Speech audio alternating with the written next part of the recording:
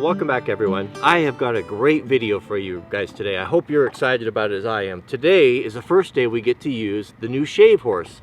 And this is pretty much the reason why I built the shave horse in the first place, was to one step closer to our big timber framing project that we're trying to do traditionally, meaning that we're trying to use the traditional, the old tools. We're trying not to use power tools if possible to the best of our ability. So, you know, we're beginners, there's a big learning curve with that type of thing. We have to get things done, but we're gonna do it the best we can. So today we're gonna be making pegs to peg the joinery. Now we went about two ways. If you saw in the last video, of course, Brian forged the two froes that we used to split these billets into these blanks for pegs. Had a little bit of problem with the grain not being super straight, so I'm not really sure on how that's going to turn out. So to hedge our bets a little bit, I took this isn't part of the traditional woodworking here. I used my table saw and I ripped down the same fir that we used here for the green fir cut from the homestead for the shave horse. I ripped down these billets. So let's come in close. I'll take a look and you can kind of see the difference. All right, so we have a stark contrast here between the fro split billets here, or the blanks out of the billets, and then the ones that we ripped on the table saw, which are going to be perfectly uniform. Now what we're shooting for is, you think about this, these are going to go into a 3/4 inch hole. Now you can't put a 3/4 inch peg, well you can if you have a big enough hammer, into a 3/4 inch hole. It's too tight and you run the risk of splitting the wood. These have to be a little bit smaller. That's why, remember when we were splitting them, we didn't split the 3/4 inch and a half, we split them at 1/8 under, which was this. So each one of these needs to be a 1/16 less. So our holes are 1.5 inches. That means that these need to be, come on, do the math, 7/16. 1/2 inch hole, excuse me, 3/4 inch hole, 13/16. Good grief. 11/16. 11/16. 11/16. Good. You know what? Why do I even try to do math? Why do I on the camera? You know, I'm not that bad at it until I turn the camera on and my mind goes to mush. Anyway, so these need to be a little bit smaller. So you'll say, well, they're just going to fall right out the hole, right? No, they're not, because we have a round hole, right? Square peg. Now, I made a cool addition. I'm going to show you my little modification of the shave horse here that I'm really proud of. So I was thinking as I was sitting on the shave horse, so let's say I start shaving these, right? Where's my point of reference? How do I know when I'm close? I have no idea, a way of knowing. So I came up with this. This is basically, it's a mandrel that does two things. It fits, I built it, it's made out of hardwood, it's hickory. I built it to fit in between the rails so it can just park right there. So as I'm working and I do my shaving, I can check this. It's a sizer. It's basically a sizer for my pegs, and the 12 on there is kind of the traditional way of measuring. That would be 12/16. That's the way, you know, the old bit and braces, how they're stamped on there, the 12. I thought that looked a little bit cooler than stamping the 3/4. Plus I didn't have a straight line to make the hash mark, but that's cool. So it just does two things. Also, the length of it, that I used that, this is my 100% my own invention here.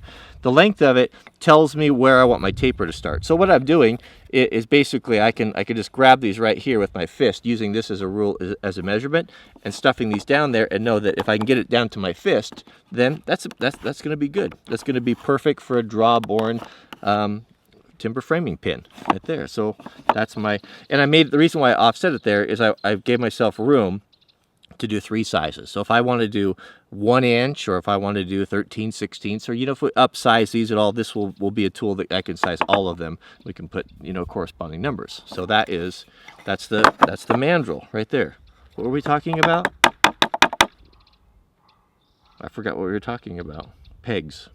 So let's get started here. So I've got it set up here is I thought I'm going to be here a while. I got a whole bunch of pegs to cut, so I might as well be in an inspired area. So I brought the shave horse down here to the garden, and I can work in the shade and just enjoy it. So I'll work from left to right. So I'll grab the unfinished pegs, or the blanks, right there to my left, and then finish up in the Peterson's Victory Trap Loads box. Isn't that cool? Granddad's old ammo box. I thought, what better place to store timber framing pegs than in that. That is neat. So let's get started. We'll start with the table saw cut ones until I get kind of get the technique down, and then we'll see about the froze split. All right, put Granddad's hat on. So this is a question, people like this hat. Where do you get this hat? This belonged to my grandfather. It's an old Levi's hat. It was made in probably in the 60s, so you're not going to find one of these. It's probably one of a kind. All right, so also there might be a little bit of noise in the background. I guess I get a couple questions I might as well address while we're at it. Brian's working. He's doing some fabricating in the main shop. Question is, who's Brian, and how come we're not seeing him? Well, Brian, I don't know how do I put it. I guess I've hired Brian 2 days a week, Mondays and Tuesdays, to basically be my personal assistant. What does that mean? I mean, it sounds all hoity-toity. All that means is to help out with camera work, to help out with setup, getting everything ready, to help out with, you know, one thing that's really important is I'd like to do some more ambitious projects. You know, that things move along. These timber framing projects are very slow going when you go do traditional. And so I can come and video, and half of my day is spent videoing and working, and the other half is editing, which I'm not working.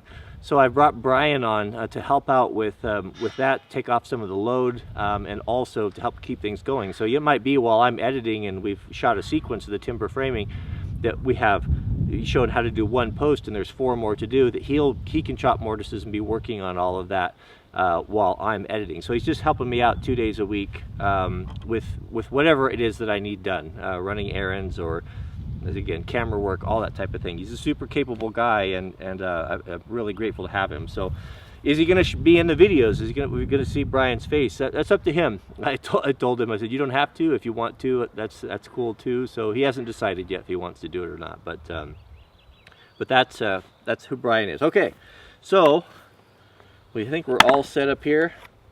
Got that one done. That was my practice one. Let's start here with the plywood. I sure am glad I went with the 3-legged configuration now, because it is on uneven ground. It's a whole lot better. All right, bear with me here. There's always a bit of a learning curve with this stuff. We have an untested shave pony here. All right, so I love using it. This is really great. Whoops, I guess I got to push on it. This is if you've ever used a draw knife, man, it's one of the most enjoyable tools, especially when you can pull it right to yourself here. So I'll work on the point here first. That seems to work pretty good. The little groove cut in there that's really nice, and this rotating is working really good too. It's kind of just found its center there. And I could just turn it. I should be able to just make 4 cuts with this, and I'll get faster, of course. It's time against the grain there. Should be able, I think, when a guy gets proficient, should be able to just pull that down there in 4 cuts or so. All right, my idea was to just grab it here and measure, and I want to be able to see that's too tight. Yeah, that's too tight, so we'll go back in there. I need to take way more wood off of there. All right, so let's pull these corners down, 4 corners down one more time. I don't think we need a whole lot. Oh, I'm against the grain. So if you're against the grain, it wants to tear out.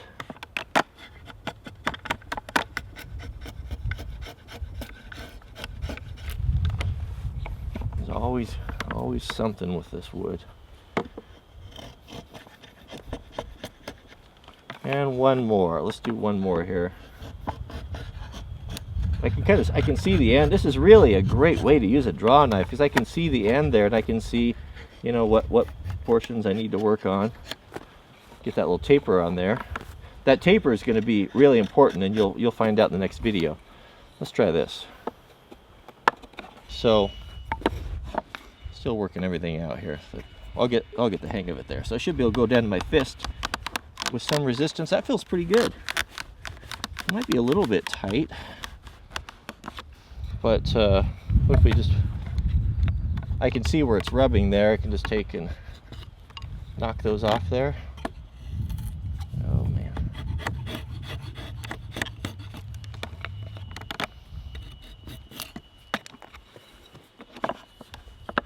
That's it right there. Doesn't take very much. 2 done, 14 to go.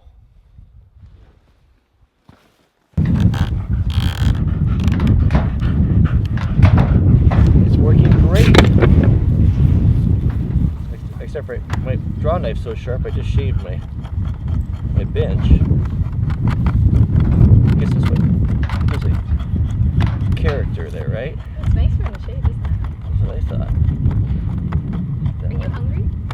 I will be. I had a very productive day. I've almost finished up the video. So I'm making my, this is really a great tool. It's a little bit of a learning curve, but it's really wonderful. This would be hard to do without it. What do you think? I think it's off. You want to try it? Not right now. You see your boots are here? No? I just literally just walked in and came to see you. Got my priorities here.